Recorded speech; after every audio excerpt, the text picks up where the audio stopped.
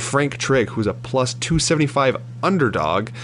He got a unanimous decision victory, 30-27 across the board victory over Kazuo Masaki, who was minus 350. That was a former Pancrase star.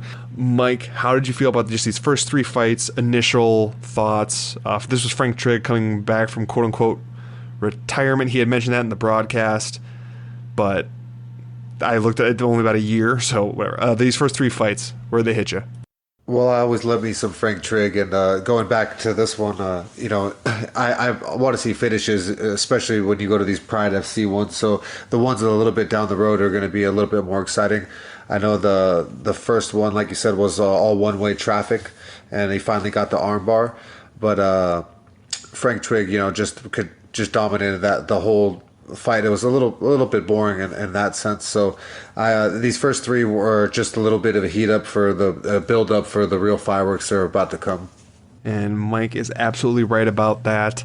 One thing I was really impressed with was the fact that, okay, Frank Trigg fights, right?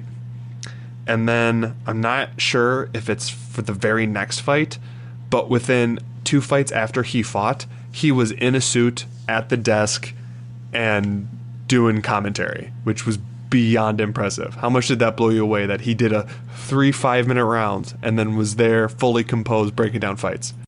Yeah, that's the professionalism of Frank Trigg, and how well-rounded he is, and he's just not just a fighter, and that's why he can do announcing and stuff like that. But I mean, when you meet these high-level athletes like Frank Trigg, like Ken Shamrock, a lot of the other guys, you start realizing that they could do anything, and so it doesn't blow me away that he would go and beat someone up and then go and then do an interview like he was on ESPN.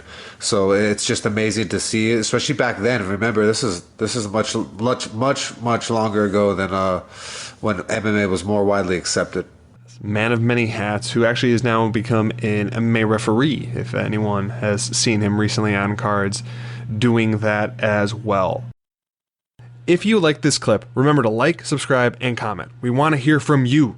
Let's roll.